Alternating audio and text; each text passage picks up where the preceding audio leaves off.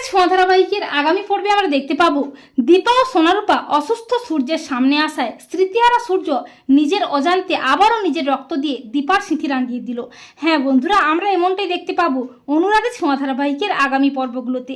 দীপা মোহনপুর থানা থেকে বেরিয়ে মোহনপুর হসপিটালে যায়, কিন্তু সেখানেও সূর্যের কোনো খোঁজ পায় না। হসপিটাল অথরিটি জানায় যে কোনো অ্যাক্সিডেন্টের ব্যাপারে জানতে হলে পুলিশ পারমিশন দরকার, তা না হলে আমরা কোনো কিছু জানাতে বাধ্য নই। এরপর দীপা কোথায় যাবে কিছুই বুঝতে পারে না। তখন টোটো চালক সারথি দীপাকে একটা ঘর ভাড়ার ব্যবস্থা করে দেয়। প্রথমে দীপাকে ঘর ভাড়া না দিতে চাইলেও পরে দীপাকে ঘর ভাড়া দিতে রাজি হয় বাড়ির মালকিন। অপরদিকে সূর্যের একটু একটু করে মনে পড়তে থাকে সোনারূপার কথা, দীপার কথা, এমনকি বাড়ির লোকজনদের কথা। সূর্যের খুব কষ্ট হয়। এরপর সোনা দীপাকে বলে যে মা, আমি মনে হয় সেদিন বাস স্টপেজে বাবাকে দেখলাম। তা শুনে চমকে ওঠে দীপা। দীপা মনে মনে ভাবে অ্যাক্সিডেন্টটা তো এখানে হয়েছিল, তবে কি সোনা ঠিক দেখেছে? আমাকে যেভাবেই হোক ডাক্তারবাবুর খোঁজ করতেই হবে।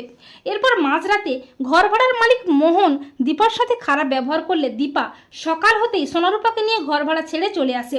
এরপর দীপার সাথে আবারও দেখা হয় সারথীর। দীপা সারথীকে সব ঘটনা খুলে বলে। তখন সারথী বলে, হ্যাঁ দিদিমণি, সেদিন এখানে একটা মারাত্মক অ্যাক্সিডেন্ট হয়েছিল, আর শুনেছিলাম তিনি বোধহয় মানসিক ভারসাম্য হারিয়ে ফেলেছেন, এমনকি স্মৃতিশক্তিও হারিয়ে ফেলেছেন। ওনার বাড়ির লোকজনও কেউ কোনো খোঁজ করতে আসেনি, তাই ওনাকে মানসিক স্বাস্থ্যকেন্দ্রে পাঠানো হয়েছে। সারথীর মুখে একথা শুনে অবাক হয়ে যায় দীপা। দীপা অস্থির হয়ে সারথীকে বলে, এক্ষুনি আমাদের যেতে হবে মানসিক স্বাস্থ্যকেন্দ্রে। এই বলে দীপা তড়িঘড়ি করে ছুটে যায় মানসিক স্বাস্থ্যকেন্দ্রে। সেখানে গিয়ে সূর্যকে দেখতে পায় দীপা। দীপা বলে, ডাক্তারবাবু।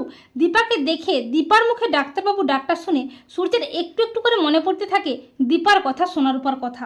এরপর দীপা ডক্টরকে বলে, আমি ডাক্তারবাবুকে বাড়ি নিয়ে যাব। তখন ডক্টর দীপাকে বলে, ডাক্তারবাবু মানে? তখন দীপা বলে, হ্যাঁ, উনি ফেমাস কার্ডিওলজিস্ট ডক্টর সূর্য সেনগুপ্ত। ডক্টর বলে, কিন্তু আপনি তো ওনার কেউ নয়, আপনার সাথে কি করে ওনাকে ছাড়বো, কি করে আপনাকে বিশ্বাস করব? তখন সোনারূপা বলে, ডক্টর আঙ্কেল, ওই ডাক্তারবাবুই আমাদের বাবা। আর দীপা ও সোনারূপার মুখে এই ডাক্তারবাবু, বাবা, এই ডাকগুলো শুনে সূর্যের একটু একটু করে সব মনে পড়তে থাকে। সূর্যের খুব কষ্ট হতে থাকে। তখন সূর্য হঠাৎই একটা ছুরি দিয়ে নিজের হাতটি কেটে ফেলে, আর সেই রক্ত দীপার স্মৃতিতে পড়িয়ে দেয়, আর বলে যে আমার বউ, আমার বউ। এই বলে স্মৃতিহারা সূর্য নিজের অজান্তে আবারও দীপার স্মৃতিতে সিঁদুর পরিয়ে দিল। আর এই দৃশ্য দেখে সেখানকার ডক্টরেরা অবাক হয়ে যায়। সোনারূপা খুব খুশি হয়ে যায়। আর দীপা মনে মনে ভাবে, ডাক্তারবাবু, আপনি আবারও নিজের অজান্তে আমাকে স্ত্রীর অধিকার দিলেন। তো বন্ধুরা, তোমরা এটাই চাও তো যে স্মৃতিহারা সূর্য যেন দীপার মুখোমুখি হয়ে নিজের অজান্তে দীপাকে স্ত্রীর মর্যাদা দেয়? কমেন্ট করে জানিয়ে দাও তোমাদের মতামতটি।